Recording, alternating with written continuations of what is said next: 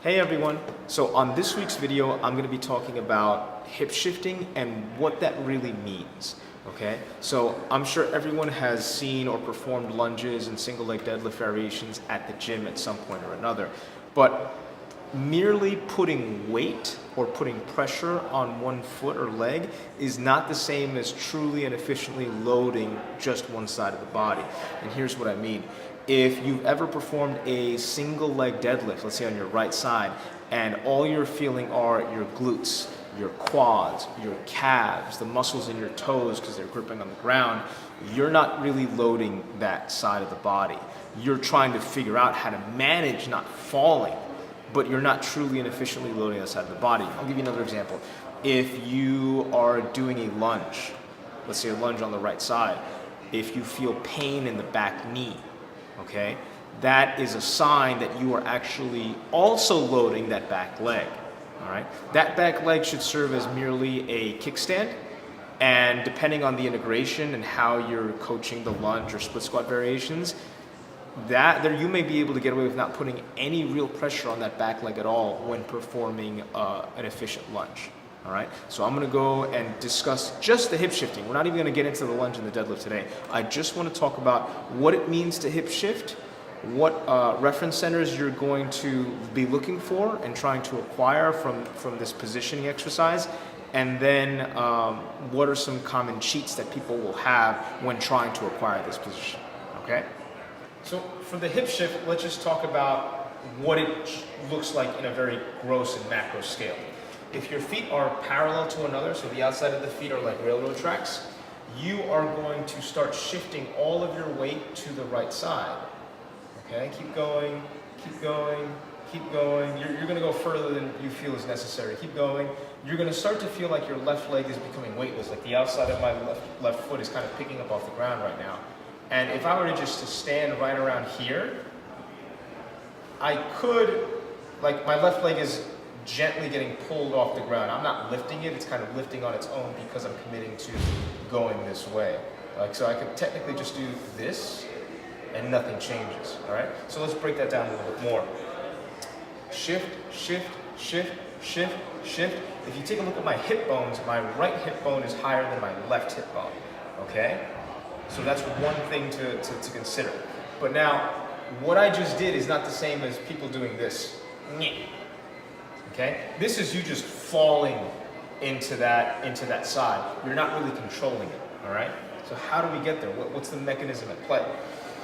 If you've ever had a leaf on the ground or a sheet of paper and its mere presence offends you, and you're just like, get out of here, right? But let's say that leaf or that piece of paper is now bolted to the ground. It won't budge. So if it's one with the earth, now one of two things is going to happen. Something's going to break or you're going to move instead. Let's go with the latter option.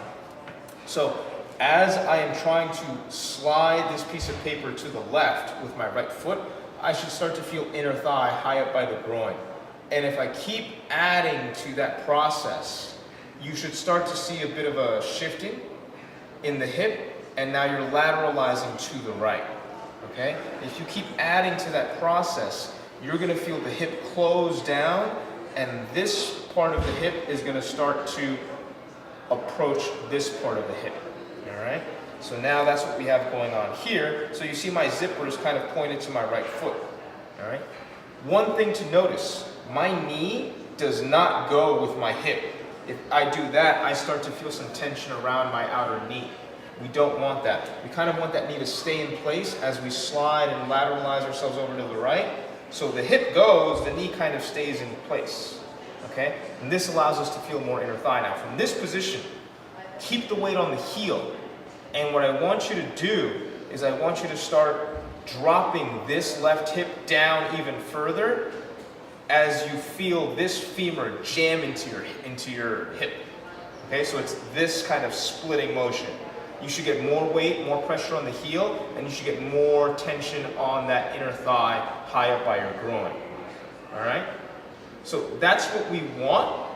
And from this position, just like the example before, I could just pick up this leg without changing that orientation. I can even add further shifting here, and I'll get a lot of medial hamstring and inner thigh on that right foot.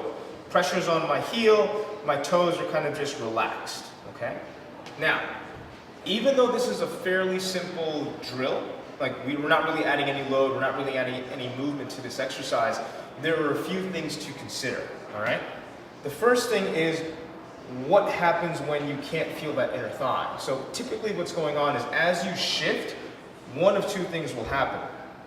Once you're shifted over, you can see me from the side, what a lot of people want to do as they shift is they'll stick the butt out. So you're going to have an arch in your low back, your ribs are going to be flaring out. We don't want this. All right? For the purposes of managing this position, round yourself out. Like give yourself a C curve in the spine to take out any potential of using this extension power. All right? Now you're going to shift, keep that rounded C spine almost, and it should be easier to feel the heel and the inner thigh. Keep lateralizing out, and you should feel that separation happen. You can then add to that separation. Okay? That's one. Second thing that a lot of people will do is as they're rotating down and as they're trying to give yourself more separation, what will happen is as you try to separate, watch this hip, as you try to add to that separation, people are going to lateralize back to the left. Okay? Now this is what I mean. You could be putting pressure on your right foot, but now the hip wants to go back towards midline and eventually that way. Like that's the trajectory of the hip. So now you're loading your right and your body is trying to actually load the left at this point. All right? So that's the thing to consider because now I'm no longer shifting, I'm no longer using my adductor to try to help stabilize my pelvis. Now I'm going around and doing this thing because I'm allowing bones to move any which way they want. All right? So you want to keep that hip shift, you want to keep that lateralization over to the right as you try to manage and get a little more inner thigh, get some more hamstring. All right? So extension is going to be one of the big cheats that you'll encounter in trying to acquire a hip shift, but it will also be a loss of lateralization on that right hip. All right? Those are the two biggest things that you have to watch out for. There are other things that can kind of wreck your plans in this situation, but those are the two biggest hurdles that people are going to have to overcome. As you can see, there are a lot of details that go into properly hip shifting. It's why I didn't really want to go over the lunge or the single leg deadlift yet. It's because I want you guys to sense and experience what this hip shift feels like in order so that we can have a common language and a common vocabulary moving forward. Like I can't just start loading you up and expecting you guys to have all of this stuff right from the get-go. Like very few people coach it this way. I think only 5 to the best of my knowledge, and that will be adamant about you sensing all of these things. Like we want you to sense an inner thigh, we want you to sense hamstrings, we want you to be able to perceive increased pressure in that heel. That's a very big deal. Like it's not just about performing the task, it's not just about doing X number of lunges or X number of deadlifts, it's about how are you perceiving your body managing this task. Okay, it may seem like it's not a big deal. Like why would we ever care about doing something like this? But I assure you, if you can't sense your body, you're gonna have a really hard time troubleshooting and understanding or coming to terms with why you're experiencing knee pain, low back pain, or random joint pain really, all right?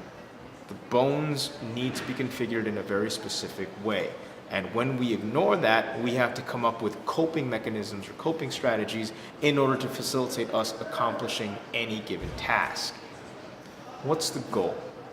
Is the goal to have you training for longevity's sake, or do you just want a couple of years of training really hard, pushing that pedal to the metal, and then you just burning out and fizzling out because you're constantly entering this cycle of training really hard, getting injured, recovering, going back to the gym, training really hard, getting an injury, right? It's this cycle that keeps looping because you keep doing the same thing over and over and over again, and you wonder why you keep getting injured. It's because we're not paying attention to the details. Now, I was guilty of that several years ago too. You know, that's how I had my hip injury. I was doing Muay Thai way too often, way too hard. I was trying to develop maximum power in all of my roundhouse kicks, and then I got some bad coaching, and I followed it because it allowed me to get more power, but then I made contact with one of my sparring partners and my hip gave out. I couldn't even stand on that hip anymore. You know, so I had to suffer with that injury for pretty much a little over a year before I was able to get to a solution. And this hip shifting was a huge part of that. Okay, so I hope you guys enjoyed the video, and drop me any questions in the comment section, and I'll see you guys next week.